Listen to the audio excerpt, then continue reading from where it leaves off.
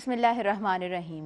पाणी जल जलालहू, पाणी जान जमाल, पाणी सूरत पिरीअ जी, पाणी हुस्न कमाल, पाणी पीर मुरीद थिए, पाणी पाण ख़याल, सभु सभोई हाल मझाई मालूम थिए। अस्सलामु अलैकुम मुंहिंजा तमामु नाज़रीन, उमेदु करियां थी तव्हां सभु बिल्कुलु ठीकु हूंदव ऐं खोड़ सारी दुआऊं अवां सभिनीनि जे लाइ, नेक तमन्नाऊं अवां सभिनीनि जे लाइ। ऐं अवां जी पंहिंजी मेज़बान ताहिरा जो हुयो ऐं प्रोग्राम अवां जो पंहिंजो सुबुह मेहरान। अवां सभिनीनि खे दिलि जी गहराई सां मां भली कार चवां थी। मौसम अॼु जी बि सुठी आहे, यकीनन मौसम जो बदिलाव पाण सभु महसूसु कंदा आहियूं ऐं मौसम जे बदिलाव खे पाण सभिनीनि खे जेको आहे न उनखे एक्सेप्ट करिणो हूंदो आहे, हुन में एडजस्ट बि थियणो हूंदो आहे।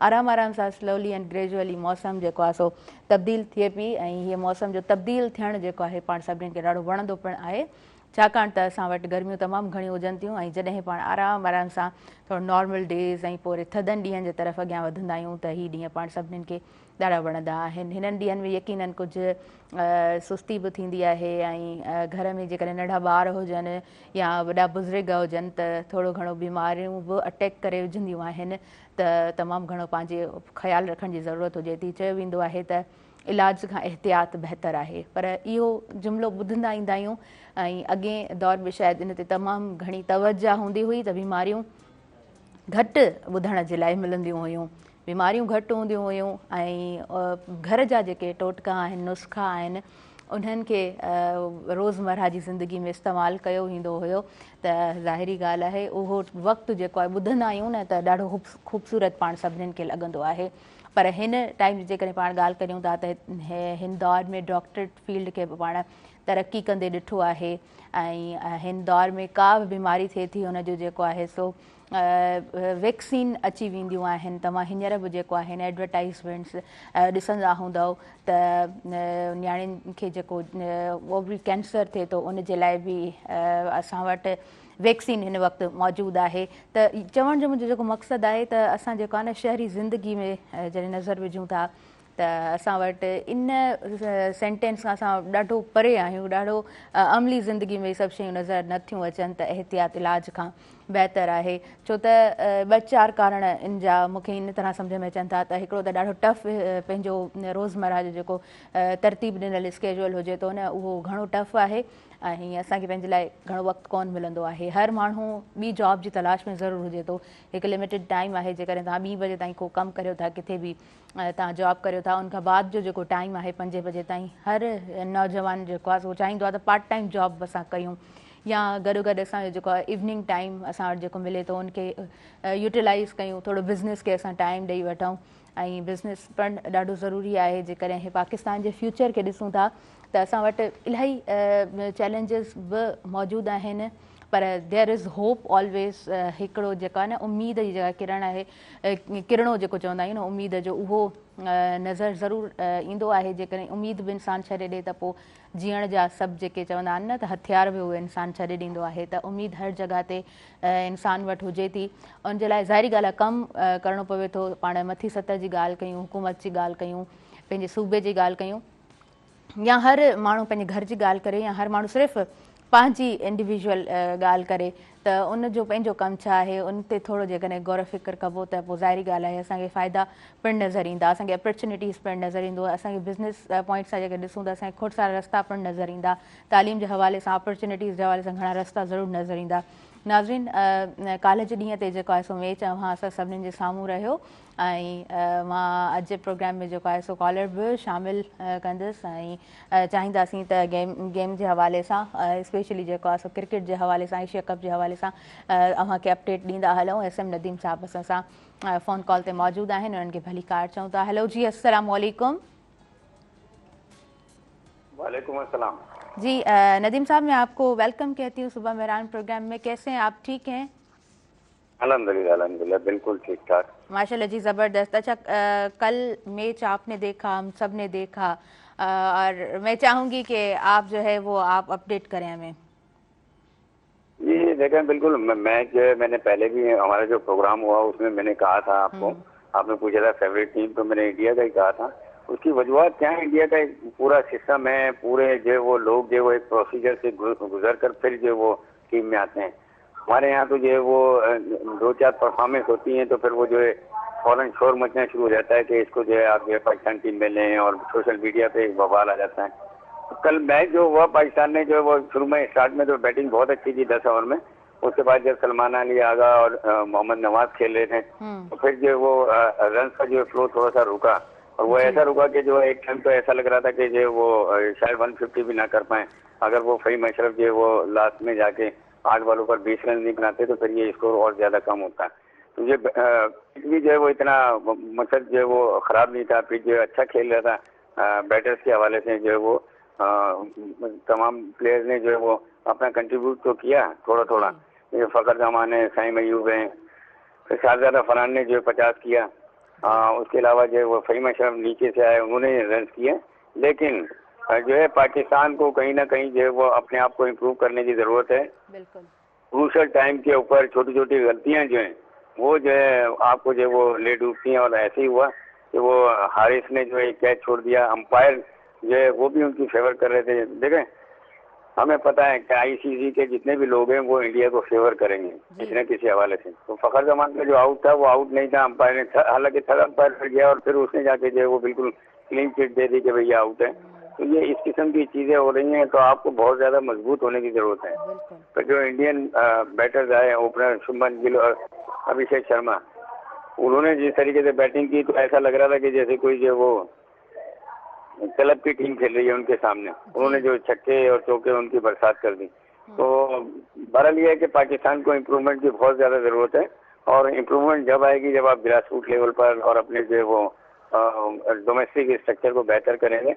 इंडिया में देखें हर जगह, हर शहर में, बड़े शहर में अकेडमीज लगी हुई हैं, वहाँ के प्लेयर्स जो वहाँ जाते हैं ट्रेनिंग करते हैं। लेकिन हमारे यहाँ हैदराबाद जो है आपको जो है बाबर और रिजवान की जरूरत है। आपको बाबर टाइम दिया।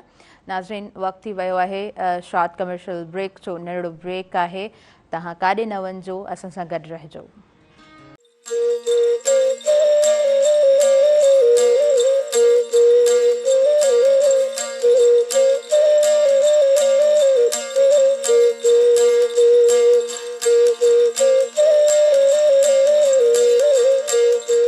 नाज़रीन, सभिनी ॾिसंदड़नि खे आउं वीहर भली कार्ड चवां थी, वेलकम चवां थी अव्हांजे पंहिंजे प्रोग्राम सुबुह मेहरान में।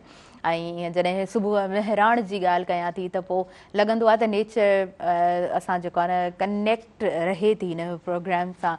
सुबुह जो प्रोग्राम हुजे हिकिड़ो प्रॉपर ऐं पंचुअल स्केजुअल हुजे त तव्हांजी कनेक्टिविटी नेचर सां ऑटोमेटिकली हुजे थी।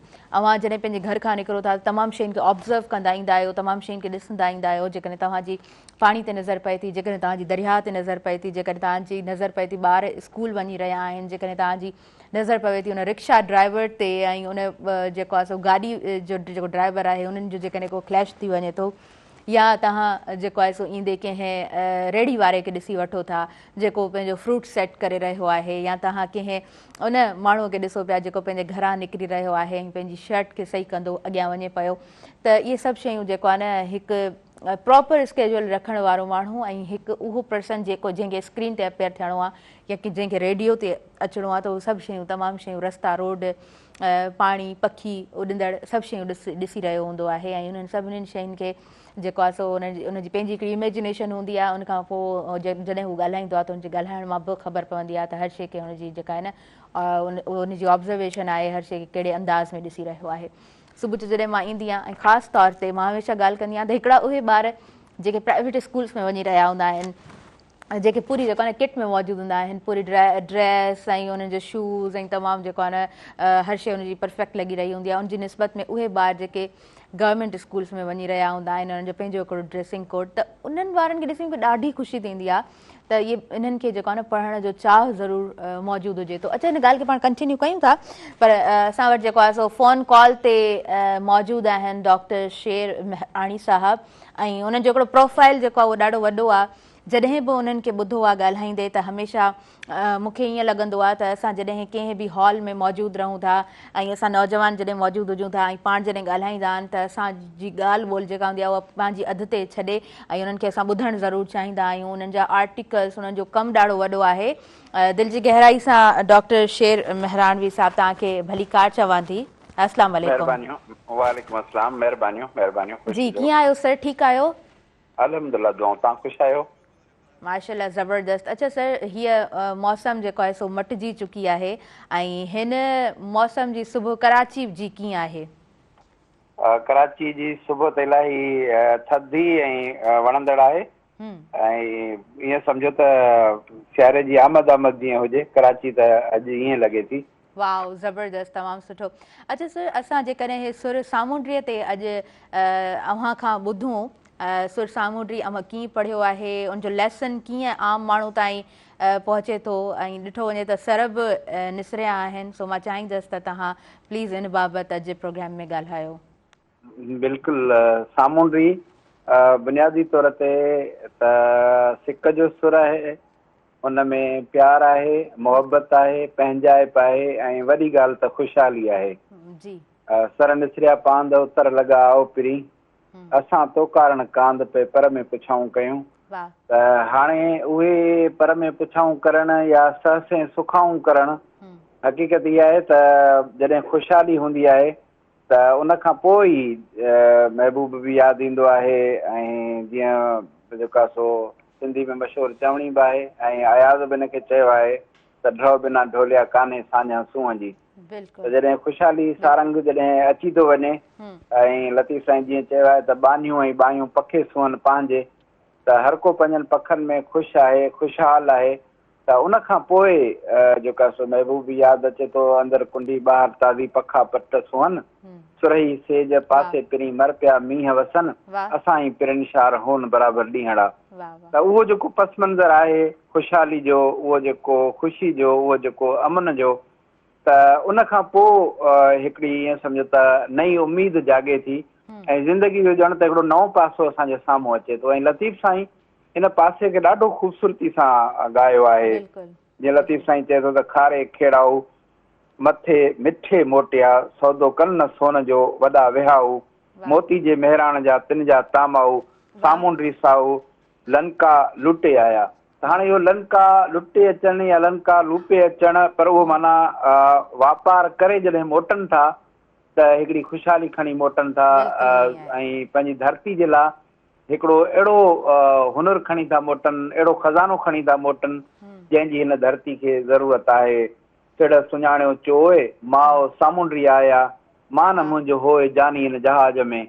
त उहो इंतज़ार में जेका आहे वणजारी, त उनजा जेके वणजारा वियल आहिनि परे पार श्रीलंका खां परियनि ताईं, परियनि इलाइक़नि ताईं हलिया वेंदा वणज वापार जे सिलसिले में। ओॾे जॾहिं वापार करे हू मोटनि था त उन्हनि जी अचण जी जेका ख़ुशी आहे, ऐं छाकाणि त ख़बर आहे त हाणे इहे जेके आया आहिनि त इहे यकीनन ख़ुशहाली आणींदा। जीअं लतीफ़ साईं परे खां ई उन्हनि जा बेड़ा ॾिसी चए थो, चिमकियूं चौधार धजियूं धाड़े चन जूं, माओ सामूंडी आया ससें करे सिंगार, जिनी जी पचार कालो कर कांग करे। त उहो जे कल्ह खां वठी जंहिं खे कांग सारियो पए त उहे जेका सो ससें सिंगार करे मोटिया आहिनि। त उहो उन्हनि जी जेका आमद आहे उहा हिकिड़ी ईद खां घटि कोन्हे का, ऐं उहा हिकिड़ी ख़ुशहाली जेका आहे जंहिंजी असांजी धरती खे ज़रूरत आहे, उहा यकीनन हिकिड़ी ज़िंदगी जे नए फेज़ खे जनमु ॾिए थी। ऐं हिन वक़्तु तव्हां असां हिन साॻी ॻाल्हि खे जेकॾहिं मौजूदा सिंध जे हालतुनि ते असां आणियूं, सभई हालतूं त हिन वक़्तु इहे ई आहिनि त सिंध ॼण त साओ वेस ढके वरितो आहे। सिंध समूरी ॼण त सोन थी पई आहे। दरिया जो सोनो पाणी वॾे वक़्त खां पोइ, ईअं खणी चवंदा 12 महीननि खां पोइ हू मोटियो आहे ऐं पंहिंजे बचड़नि खे सैराब कयो अथई। जीअं वेदनि में बि चयल आहे त ऐं सिंधू तूं कंहिं सुहा गऊं वांगुरु डोड़ंदी अची थी ऐं अची पंहिंजे बचड़नि खे सैराब करी थी। त उहा सिंधू बि उहा सुहा गऊं वांगुरु अचे थी, या सिंधू तूं कंहिं जर्नेल वांगुरु अची थी ऐं ॿियूं नदियूं तुंहिंजा सिपाही आहिनि, या सिंधू तूं वहीं त धरतीअ ते थी पर तुंहिंजी रड़ आसमाननि में ॿुधी थी वञे। त उहा सिंधू जेका सोन सरीखी सिंधू आहे, जेको सोनो पाणी खणी हिन धरतीअ ते आई आहे, उनखे सैराब कयो अथई। हिकिड़े पासे सिंधूअ जी इहा ख़ुशहाली आहे, ॿिए पासे जेका सो जे मारू हुआ दूर से मींहं मूंखे मेड़िया, त जेके मींहं जूं भलायूं आहिनि उन्हनि में थर बर सॼा वसी पिया आहिनि ऐं धरती में चौधारी जेका सो सावक ई सावक आहे। त हिकिड़ो अजीब पुरकशिश मंज़र आहे ऐं सिंध हिकिड़े फितरी म्यूज़ियम जो रूप ॾेई रही आहे। जेॾां तव्हां अखि खणो ओॾां सावक ई सावक आहे, ख़ुशहाली ख़ुशहाली आहे, माण्हू ख़ुशि आहिनि ऐं अहिड़ा ख़ुशि जिन जी असांखे ईअं सम्झो त ज़रूरत आहे। असां यकीनन हिन धरती खे ख़ुशि ऐं ख़ुशहाल ॾिसणु चाहियूं था। बंदर देसां देस मुल्ह न मिले वारी फ़क़ीराणे वेस अमुल ॾियनि अतोरिया। त उहे अमुल अतोरिया बि मिलनि था पिया। माण्हू बि ख़ुशि आहिनि, बानियूं ऐं बायूं पंहिंजे पखनि में बि ख़ुशि आहिनि। लतीफ़ साईं चयो त जेकर अचे हाण त करियां रूह रुचंदियूं, आयल ढोले साण हूंद घर लॻी ॻाल्हियूं करियां। त उहे घर लॻी ॻाल्हियूं करण जा ॾींहं बि आहिनि। त ईअं सम्झो त हिकिड़ी ख़ुशी ऐं ख़ुशहाली जो हिकिड़ो नओं मंज़रनामो असांजे साम्हूं आहे। ऐं हक़ीक़त इहा आहे त इन में ई लतीफ़ साईं जेका दुआ घुरी हुई त साईं सदाईं करी मथे सिंध सुकार, दोस्त मिठा दिलदार आलम सभ आबाद करी। त असां जिते पाण ख़ुशि ऐं ख़ुशहाल आहियूं उते असां हर देश जी ख़ुशहाली चाहियूं था ऐं आलम आबाद जी दुआ घुरूं था। बिल्कुलु बिल्कुलु, आमीन आमीन। तव्हां ॾाढी ख़ूबसूरत ॻाल्हि कई ऐं तव्हांजा एतिरा ख़ूबसूरत लफ़्ज़ जंहिं अंदाज़ में तव्हां ॻाल्हायो था त पोइ दिलि चाहींदी आहे त ॿुधंदो ई रहिजे। ऐं उहे शयूं ईअं न आहे त कॾहिं कॾहिं ईअं हूंदो आहे न कोई लेक्चर तव्हां ॿुधंदा आहियो त उहो मथां गुज़री वेंदो आहे, सम्झ में न ईंदो आहे। पर तव्हांजो जेको बि जॾहिं बि कोई बि टॉपिक ते तव्हां ॻाल्हायो था उहो ॿुधूं था त उहा ॻाल्हि ॾाढी आसानी सां सम्झ में बि ईंदी आहे। अच्छा, उन खां अलावा असां जॾहिं लतीफ़ सरकार खे पढ़ूं था ऐं स्पेशली हिन टाइम में जॾहिं असां सुर सामुंडी खे पढ़ूं था या उनजो मैसेज जेको आहे उहो आम माण्हू खे, आम नौजवान खे कीअं सम्झणु खपे? तव्हां छा था सम्झो? ॾिसो, सुर सामुंडी ऐं सुर सरी राग ॿ सुर अहिड़ा आहिनि जेके हिकु त उन में वापार जो ज़िक्र आहे ऐं ख़ासि तौर सामुंडी वापार जो, जेके समुंड जे ज़रिए वणजारा आहिनि जेके परे पार वञनि था। वया जे अमी कॾे मुंहुं काओ ॾेई तिन सिपूं सोझे कढियूं पातारा पेही पसंदियूं सही अमुल अखिणियुनि थी। त उहे जेके मुंहुं काओ ॾेई करे हलिया था वञनि हिन गहरे पाणी में, त हिकु त उहे वापारी आहिनि सिंध जा। यानी इन में लतीफ़ साईं जो पैगाम तक़रीबन 300 साल अॻु जो पैगाम आहे। अंदाज़ो कयो त उन में सिंध जा वापारी श्रीलंका खां बि अॻिते निकिरी वेंदा ऐं उतां वञी सोन जो वापारु कंदा हुया। त हाणे हिकु त उहो पासो आहे हिन में त सिंध जो जेको खारे खेॾण जी ॻाल्हि आहे त उहो जेको वापार जो जेको आहे पासो हिकिड़ो आहे उहो। ॿियो उन्हनि जूं जेके औरतूं आहिनि जेके पोइते उन्हनि जो इंतज़ारु कनि थियूं पियूं। वापारी ज़ाहिर उहो विया आहिनि ऐं हू जॾहिं मोटंदा त पोइ यकीनन ख़ुशी ऐं ख़ुशहाली आणींदा। ॿियो पासो आहे उन्हनि जे इंतज़ार जो। पोइ जॾहिं उहे अचनि था ऐं उहो हीरा जवाहिर ऐं मोती उहे सॼा जॾहिं मेड़े अचनि था, जीअं चए थो लतीफ़ साईं त सेवा कर समुंड जी जित जर वहे थो जाल, समय वहन सीर में माणिक मोती लाल जे मासो जुड़ई माल त पुजारा पुर थिए। त हिन समुंड जी जेका दौलत आहे उन खां हू आगाह आहिनि। ही उन जा आगाह हुआ जेके हिकिड़ो त जेको समुंड मां हू दौलत कढनि था, ॿियो वरी सामुंडी रस्ते ज़रिए अॻियां वञी मुल्कनि सां वापारु कनि था। इहो हिकिड़ो पासो ख़ुशी ऐं ख़ुशहाली जो आहे। ॿियो जेको आहे पोइते जेके उन्हनि जूं औरतूं आहिनि, जीअं ज़ाहिरा औरत त पंहिंजे महबूब खे गॾु ॾिसणु चाहे थी त आयल ढोले सां अचे त झेड़ियां लातई ॾींहं घणा मूंखे चई थोरड़ा, या वञे विसरी शाल जोतो सौदो सिखियो अञा ई काल पुरथो सफ़र संभई। ज़ाहिरा औरत उहा जेका पंहिंजे महबूब खे पंहिंजे वर खे गॾु ॾिसणु चाहे थी ऐं वर ज़ाहिरा उनखे वरी जेको आहे सो कमाइणो आहे, उनखे वापार बि करिणो आहे, वणज वापार करिणो आहे ऐं पंहिंजो नान नफ़ो कमाइणो आहे। त ॿ पासा आहिनि, हिकिड़े पासे वणज वापार आहे, ॿिए पासे रोमांस ऐं जमालियात आहे। बिल्कुलु बिल्कुलु। अच्छा, जमालियात, यस डॉक्टर शेर मेहरानवी साहब, जमालियात ते अव्हां PhD कई ऐं अव्हां कीअं सोचियो त मूंखे जमालियात ते ई PhD करणी आहे, या शॉर्टली तव्हां जेकॾहिं जमालियात असांखे आई न्यू इट ॾाढी वॾी शइ आहे, उनखे समराइज़ करे कीअं तव्हां असांखे सम्झाईंदव? अच्छा ॾिसो, जमालियात आहे सूंहं जो फ़लसफ़ो, हुस्न जो फ़लसफ़ो, फिलॉसफी ऑफ ब्यूटी, एस्थेटिक्स। हाणे उहो जेको लतीफ़ साईं त सॼो आहे ई जमाल। लतीफ़ साईं त जीअं चए थो नाज़ मंझारा निकिरी जॾहिं पिरी करे थो पंध, भूए पिण बिस्मिल्लाह चई राह चुमे थी रंध, उभियूं घणे अदब सी हूरूं हैरत हंध, साईं जो सौगंध मुंहिंजो साजन सभिनिया सोणो। त लतीफ़ साईं जे हर सुरत छा, हर दास्तान त छा, हर बैत त छा, हर सिट, हर लफ़्ज़ में हुस्न जमाल आहे। त लतीफ़ साईं त जमाल जे महराज ते आहे, जेको सूंहं जो अणखुट समुंड आहे। अणखुट असांजे साम्हूं सूंहं जा सिलसिला खुली था पवनि। जॾहिं बि असां शाह जो रिसालो खोलियूं था असांखे ईअं थो लॻे त असां सूंहं ऐं हैरत जे हिकिड़े अज़ीम जहान में पहुची था वञूं। त जेॾां केॾां काया करो चिटाणो चौधार त यकीनन हाणे हू त इहो त जमाल आहे ई आहे पर लतीफ़ साईं चए थो ॻल गाना याकूत जा मोती मंझे माल त हू त उठनि खे बि जेको आहे सो याकूत जा गाना थो पाराए मोतियुनि जा हार थो पाराए माया मंझ मिंथ अॼु मुंहिंजी करहा झाॻींदे जर पटियूं मतां करीं कथ सुपेरियां जे सत मूंखे नीह मेड़ीअ त हू त उन्हनि में उठनि में बि सूंहं थो ॾिसे हू वणनि में सूंहं थो ॾिसे हू ककर छपर छमर में सूंहं थो ॾिसे हू हर तरफ़ हिकिड़ो ख़ुशबू जो अज़ीम हिकिड़ो समुंड आहे जंहिंमें असांखे वठी थो वञे ऐं मूमल में चए थो त जंहिं तड़ धूड़ियूं धून चोटा चंदन चिक करियो अचनि भंवर बंभोलिया पाणी तंहिं पोन रावल रत रून को वेह लॻो वासीअ त हू जंहिं तड़ ते तलाव ते मूमल पंहिंजे साहेड़ियुनि सां गॾिजी रुगो वार थी धोए त उहो तड़ उहो तलाव उहो पाणी ख़ुशबू सां एॾो भरिजी थो वञे जो भंवर हुन में भुलिजी अची किरी था पवनि ऐं ॼण त ख़ुशबू जो ज़हर हुननि ते चढ़ी थो वञे त हिकिड़ो अज़ीम जहान आहे गुजर खे गजमेल जूं तारनि में तबरूं हाणे हाकमनि खे ज़ोर भरियूं ज़बरूं काक कंदी कबरूं पसो परॾेहनि जूं या ॾिया तेल फुलेल जा ॿारियम ताईं बांग ढोलो ढट रहायो कंहिं सटाणे सांग चांगे चढ़ी आओ तूं लाल वराए लांग कोड़े भिसे कांग उॾायमि उञनि जा हाणे उहो जेको हेॾो इंतज़ार जो हुस्न आहे उन मेलाप जो हुस्न आहे ऐं जेको हिकिड़ो ईअं सम्झो त हुस्न ऐं इश्क जो अज़ीम मेलाप जॾहिं थिए थो त उते जमाल जो हिकिड़ो नओं रंग जनम वठे थो त लतीफ़ साईं त सूंहं ई सूंहं आहे हुस्न ई हुस्न आहे इश्क ई इश्क आहे बिल्कुलु तव्हां सही चओ उते असांखे जमाल बि नज़र अचे थो उते असांखे कमाल बि नज़र अचे थो डॉक्टर शेर मेहरानवी साहब मां आई थिंक पहिरियां बि चई चुकी आहियां त तव्हां हैदराबाद अचो त तव्हां ज़रूरु असां वटि अचिजो ऐं मां चाहींदसि त हिकिड़ो भरपूर ज़बरदस्त अंदाज़ में प्रोग्राम अव्हां सां बि कयो वञे ऐं थैंक यू सो मच तव्हां हिन वक़्तु असांखे टाइम ॾिनो आहे असां हिन ज़रूरु हाज़िरी भरींदुसि जी जी थैंक यू सो मच नाज़रीन अॻियां वधूं था टाइम थी वियो आहे ब्रेक जो अव्हां काॾे न वञिजो ॾिसंदा रहिजो अव्हांजो पंहिंजो प्रोग्राम सुबुह मेहरान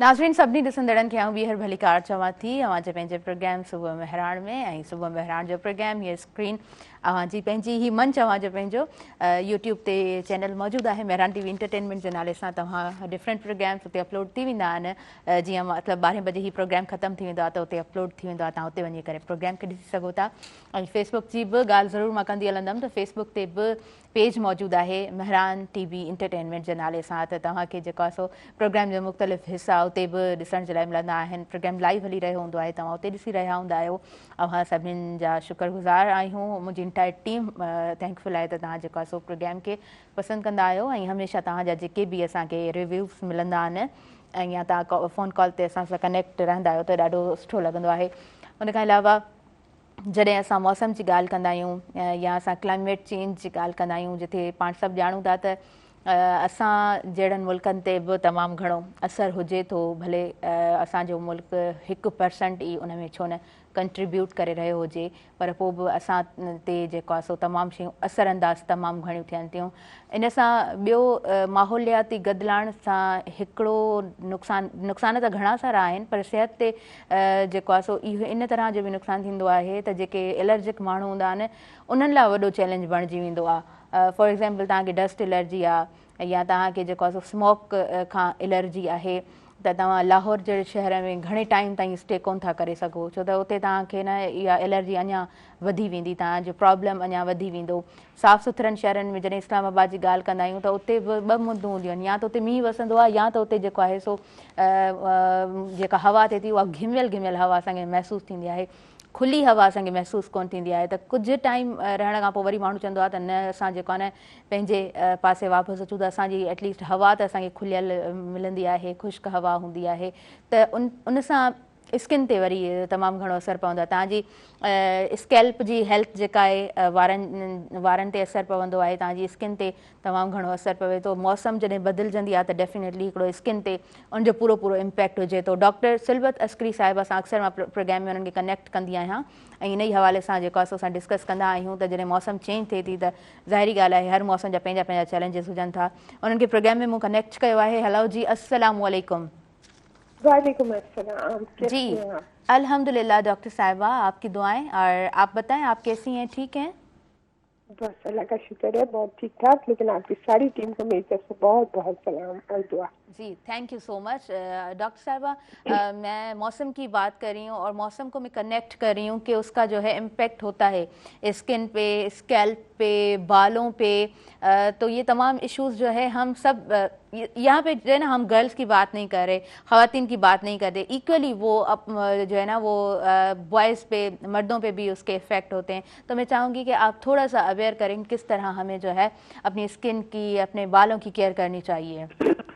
ओके, बिल्कुल जी। देखें, ये बात तो बिल्कुल ठीक है कि मेल फीमेल जितने भी है ना, इन सबको जो प्रॉब्लम हो रही है, सबसे ज्यादा हमारी पोल्यूशन बहुत ज्यादा है, जिसकी वजह से आंखों की भी बीमारियां स्टार्ट हो रही हैं। और आपको हम जो बताएंगे वो बहुत ही सिंपली बता रही हूँ। मैंने आज ही किया अपने लिए, क्योंकि मेरी आवाज भी काफी बैठ रही है।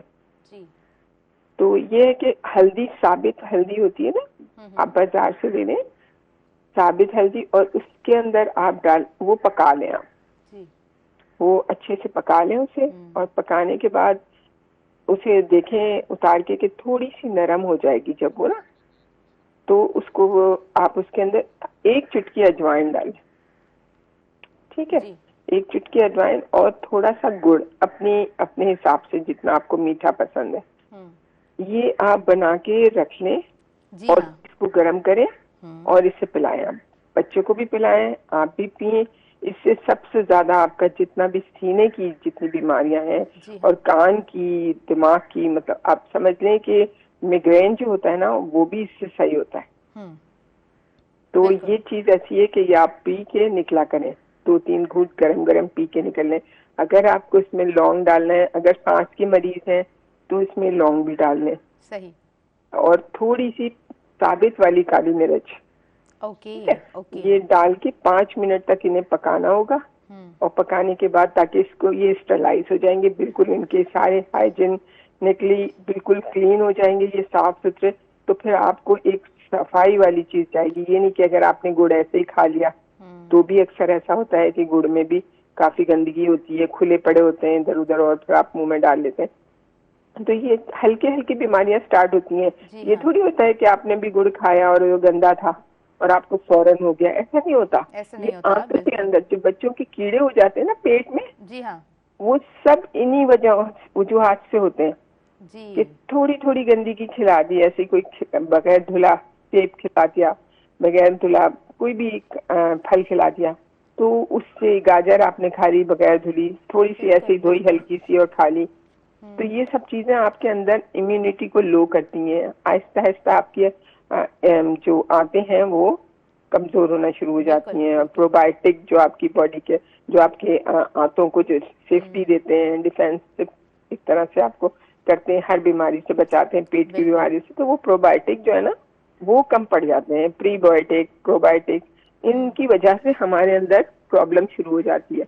अक्सर देखा करें बच्चों को कब्ज होता है तो वो साशे देते हैं पीने के लिए, प्रोबायोटिक्स होते हैं वो, ठीक है, तो वो क्यों दें? अगर हम ये चीज बना के पिला दें, जैसे हल्दी है, इसके अंदर आप हल्की सी अजवाइन डाल ली, 2-3 लौंगे डाल ली, और उसके अंदर आपने गुड़ डाल लिया, जी हाँ, तो ये बेहतरीन, मैं आपको ड्रिंक्स भी बता रही हूँ, टी के तौर पे भी बता रही हूँ। और सौंठ होती है एक, ठीक है, अगर बहुत बीमार है, जैसे खांसी बहुत आती रहती है, तो लौंग और सौंठ, ये 2 चीजें जरूर इसमें मिक्स कर लें। जी हाँ। अच्छा डॉक्टर सिलवत साहिबा, अब के हम अगर किसी स्टोर में जाएं, स्किन का बता रही हूँ। जी जी, अच्छा हम किसी भी स्टोर में अगर जाते हैं हनी लेने, तो वो हमें प्योर नहीं मिलती। अगर हमें प्योर हनी मिल जाती है तो वो भी इन तमाम मसाइल का हल ज़रूर है। मैं चाहूँगी कि इस पे भी आप थोड़ी बात करें कि हमें जो है वो प्योर चीज़ें ज़रूर लेनी चाहिए। बिल्कुल सही कह रही हैं आप। ऐसा कीजिए कि देखें, ये आपने बहुत अच्छा सवाल करा, और बहुत लोग जो है ना वो शुगर वाला ये खा रहे हैं शहद। तो आप कोशिश करें कि शहद जो है ना वो छत्ता समेत मिले आपको। सही सही, ठीक है। ठीक।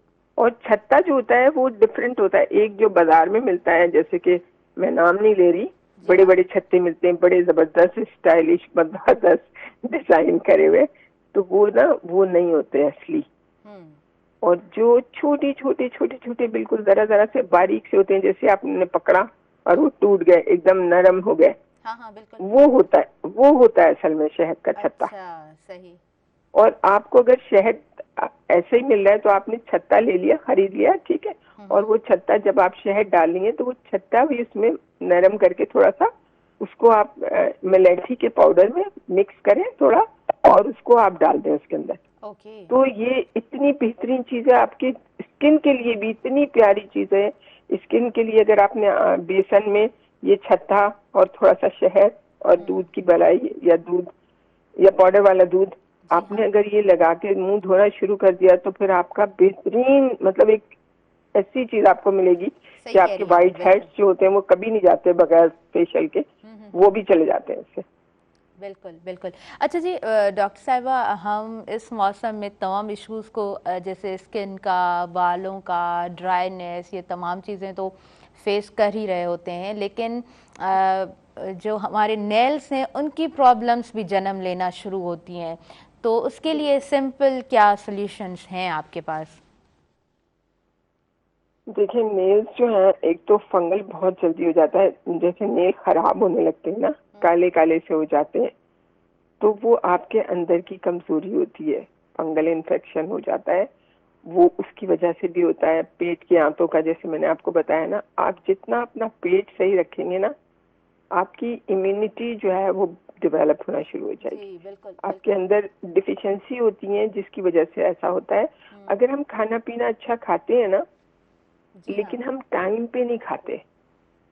जैसे आप आई रात को 11 बजे आई और 12 बजे आई, फिर आपने आके अपनी सारी अच्छी अच्छी न्यूट्रिएंट्स फूड, जो भी न्यूट्रिशियस फूड है वो आपने अपने तैयार करे, वो खा रही हैं आप, ठीक है। आप ड्रिंक्स ले रही हैं ये वाली, जैसे हल्दी वाला जो अच्छा था, तो ये सब आपका बेकार है, कोई फायदा नहीं है इसका।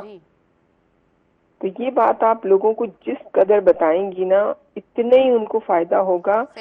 अब जो किडनी आपके डिस्टर्ब हो रहे हैं, किडनी आपके फेल हो रहे हैं, यही वजह है हमारे मुल्क में। मैं तो कहती हूँ कि किसी तरह से इस चीज की नोहा हो जाए हमारी हुकूमत को, कि रात के काम जो है ना वो बिल्कुल भी ना हो। अगर हो तो फिर किस रात में शुरू करें और उस वक्त तक उसको आराम करने दे थोड़ा। कोई लिमिटेड टाइम तो हो ना। देखिए ना, जो भी हेल्दी नेशन हैप्पी नेशन। हमारी जो जब हेल्दी नहीं होंगे तो फिर हम लोग की ये सब कुछ खराब हो जाएगी। जब साख खराब हो जाती है ना किसी जगह किसी चीज की, तो फिर हम बेकार हो जाते हैं।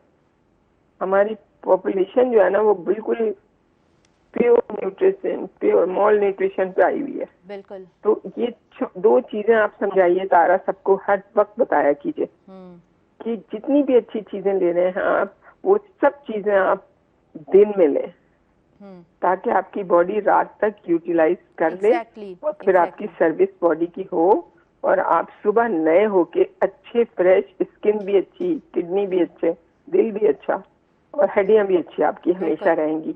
मेरी एक सबसे बड़ी चीज यही है कि मैं खाने के पीने के चीजों का ख्याल बहुत करती हूँ कि टाइम पे खा लूं। किसी का नहीं होता मुझे सर अच्छा खाना, तो इसका मतलब ये थोड़ी है कि वो खाना अच्छा नहीं है। वो खाना बहुत अच्छा है अगर आपने उस टाइम पे लिया। टाइम आपका मैंने पहले हजारों दफा बताया बिल्कुल कि सुबह 9 बजे से पहले खाना, 7, 8, 9 तक आप खाना नाश्ता कर लें।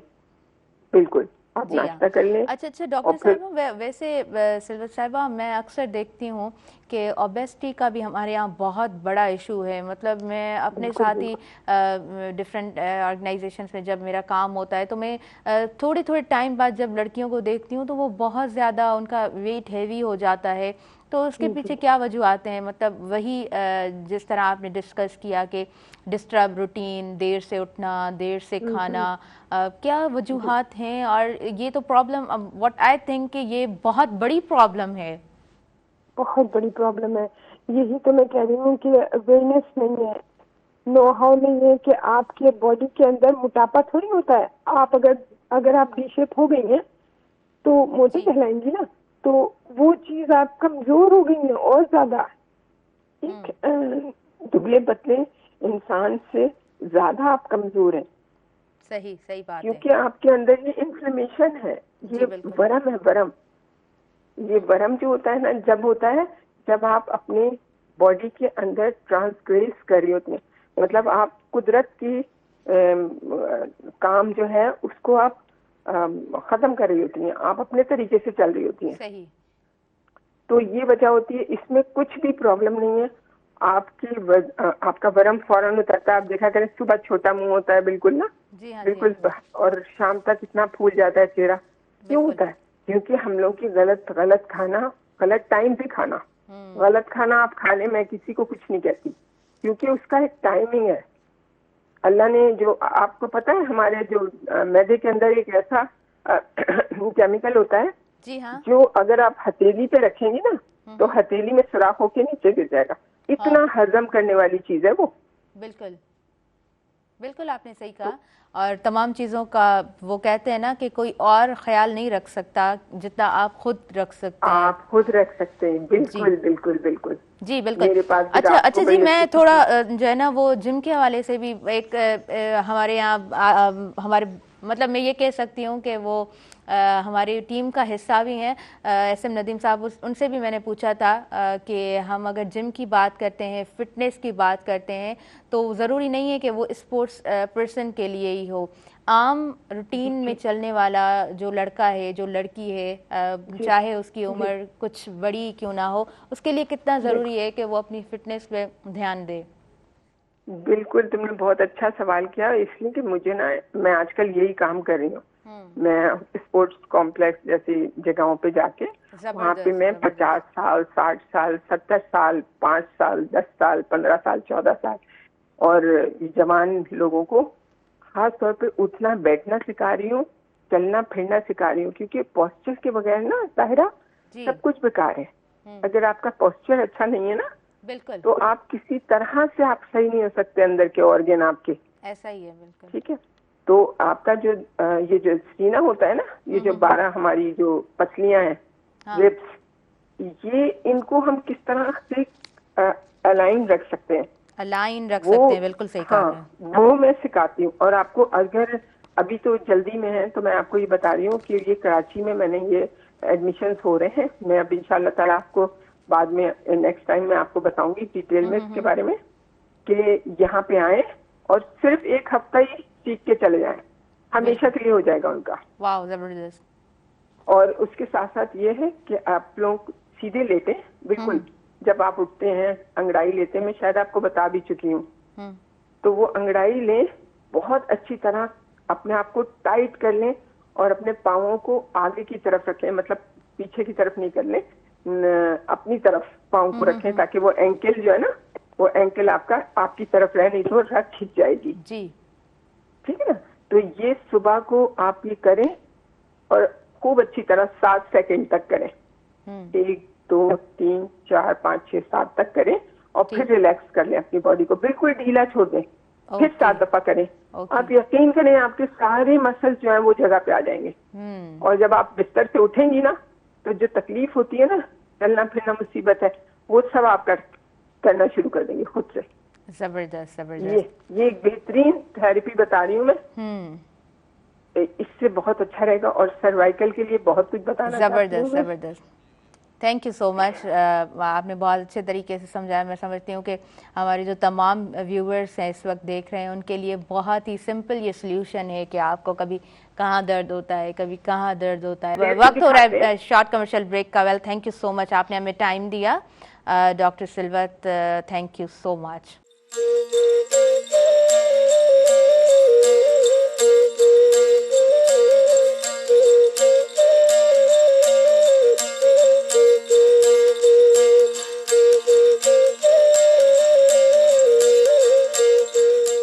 नाज़रीन सभिनी ॾिसंदड़नि खे वीहर भलीकार चवां थी जे पंहिंजे प्रोग्राम सुबुह मेहरान में ॿीहर सभिनीनि खे मां वेलकम चवां थी। ऐं जॾहिं प्रोग्राम जो जी शुरूआति हूंदी आहे त काफ़ी सारियूं ॻाल्हियूं हूंदियूं आहिनि ऐं खोड़ सारियूं शयूं सभिनीनि सां शेयर करणियूं हूंदियूं आहिनि।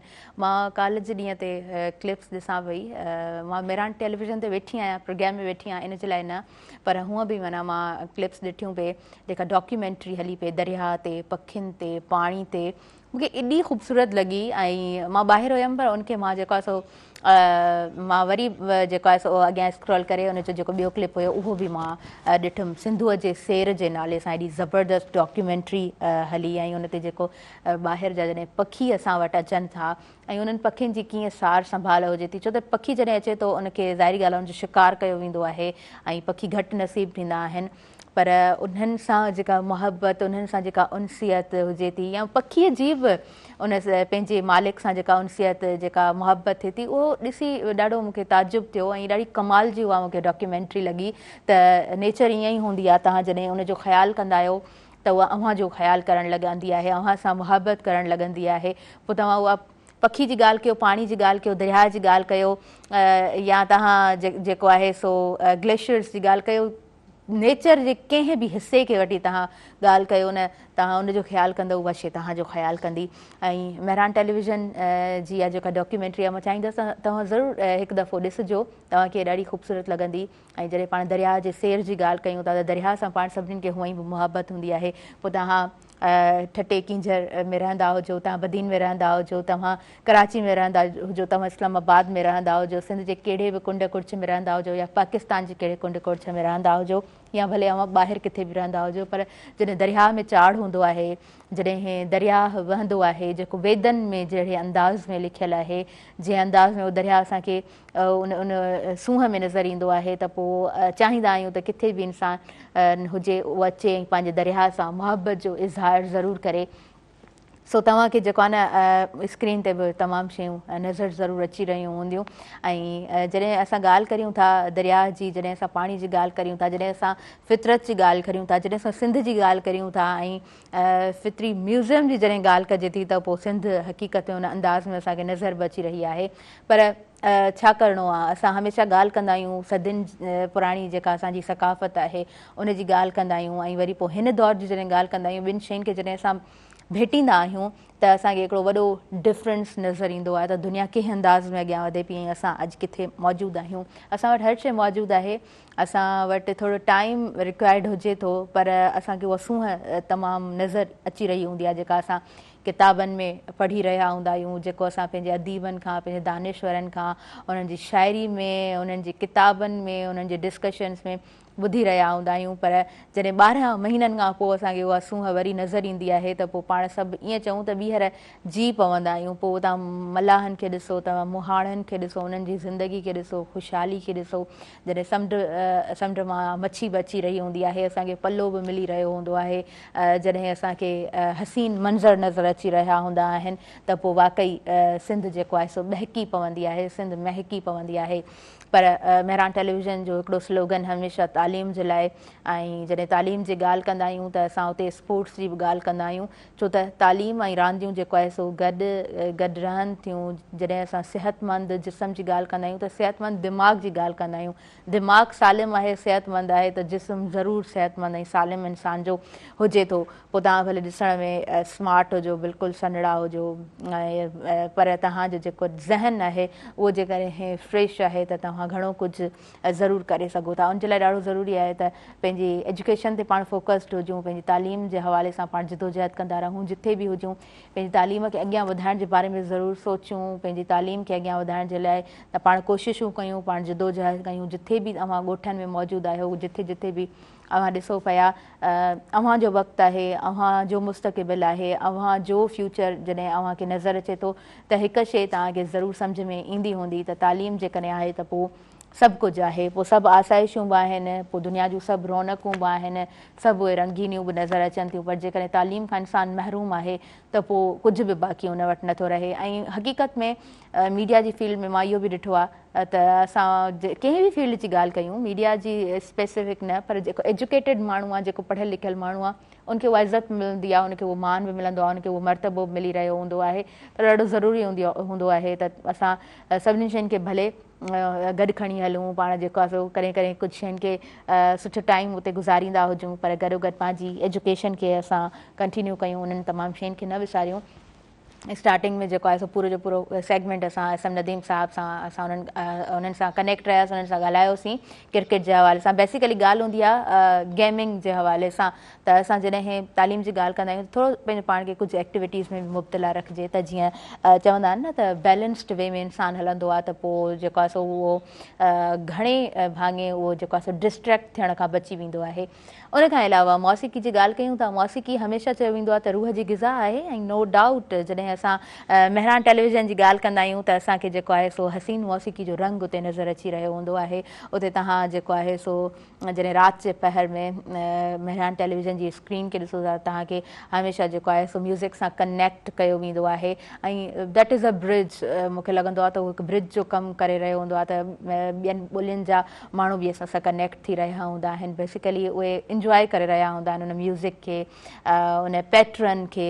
ऐं मेहरान स्टूडियो जी जॾहिं मां ॻाल्हि कयां थी, मेहरान स्टूडियो 1, तव्हां इन तरह तव्हांखे आवाज़ु ॿुधण में ईंदो हूंदो, ऐं उनखां पोइ तव्हांखे जेको आहे सो मौसीक़ी जेका नज़र अची रही हूंदी, मां ॼाणा थी त अव्हां वाक़ई उनखे तमामु घणो पसंदि कंदा हूंदव, तव्हां उनखे इंजॉय कंदा हूंदव। ऐं ॾाढो ज़रूरी आहे त असां पंहिंजी मौसीक़ी खे पाण जीआरियूं, ऐं असां सुठो कमु कंदा अचूं, जीअं हर ईंदड़ नस्ल जे लाइ जेको आहे सो उहो हिकिड़ो सुठो पैकेज बि तयारु थींदो अचे, त यस कुझु असांजा इन तरह जा बि मीडियम आहिनि, असांजा कुझु इन तरह बि चैनल्स आहिनि जेके मौसीक़ी ते, जेके पंहिंजी सकाफ़त ते, पंहिंजे रंगनि ते, पंहिंजी तालीम जे लाइ, पंहिंजे माण्हुनि जे लाइ कमु करे रहिया आहिनि। ऐं मेहरान स्टूडियो जॾहिं आऊं वयसि, मूं जॾहिं विज़िट बि कयो त मूंखे ॾाढो ख़ूबसूरत लॻो, ॾाढो ज़बरदस्त कमु थियल आहे, हर शइ ॾाढे नए अंदाज़ में, इक्विपमेंट्स तमामु नए अंदाज़ में मूंखे अपडेट नज़र आया, हर शइ मूंखे अपडेट नज़र आई। सो मूंखे विज़िट कंदे बि ॾाढो सुठो लॻो, ऐं मूं चाहियो त अॼु जे प्रोग्राम में तव्हां सां ज़रूरु मां शेयर कयां त थोरो टाइम पाण जॾहिं मौसीक़ी खे ॾींदा आहियूं त सिलेक्टिव शयूं पाण वटि ज़रूरु हुजणु खपनि। एंड मेहरान टेलीविज़न उन ते कमु करे रहियो आहे, ऐं उन में यकीनन महिनत पूरी टेलीविज़न असांजी जेका मेहरान टीवी जी टीम आहे उनजी महिनत आहे। मुर्तज़ा मजबूर साहब खे हमेशह स्टैंड बाय ॾिठो आहे, हमेशह उन्हनि खे सुठो कमु कंदे ॾिठो आहे, हमेशह उन्हनि खे बहितरीनु कमु कंदे ॾिठो आहे। उनखां अलावा जेकॾहिं गुलाम नबी मौलवी साहब जिन जी ॻाल्हि कयूं था त he is a music lover, so उहे उन तरह पंहिंजी नज़र बि रखंदा आहिनि, उन तरह कमु बि करणु चाहींदा आहिनि। सो तव्हांजे लाइ हिकिड़ो ज़बरदस्त मेहरान स्टूडियो म्यूज़िक खणी अचे पियो, ऐं डे बाय डे उनमें जेको आहे सो हिकिड़ी क्रिएटिविटी आहे, हिकिड़ी नवाण आहे, हिकु न्यू शइ आहे जेका होपफुली त तव्हांखे तमामु घणी पसंदि ईंदी। नाज़रीन, वक़्त जूं घड़ियूं वधीक मूंखे इजाज़त ॾियनि कोन पियूं, ऐं अॼु जो प्रोग्राम मां ॼाणा थी तव्हांखे सुठो लॻो हूंदो। ऐं thank you so much doctor Silwat Askari साहिबा, SM नदीम साहब, ऐं मेहराणी साहब, तव्हां असांखे टाइम ॾिनो। लतीफ़ियात जे हवाले सां डॉक्टर शेर मेहराणी जो जेतिरो कमु आहे, जमालियात जे हवाले सां जेतिरो कमु आहे, नो डाउट ॾाढो ज़बरदस्त, ॾाढो बहितरीनु हिकिड़ो उन्हनि जो कमु आहे। उन्हनि असांखे वक़्तु ॾिनो, मां इंतिहाई शुक्रगुज़ार आहियां। नाज़रीन, पाण जेको आहे सो मेहरान स्टूडियो 1 उनखे पाण इंजॉय बि कंदासीं, पर मूंखे ॾींदो इजाज़त, मुंहिंजी इंटायर टीम खे ॾींदो इजाज़त, पंहिंजे दुआनि में रखंदो यादि। अल्लाह निगहबान।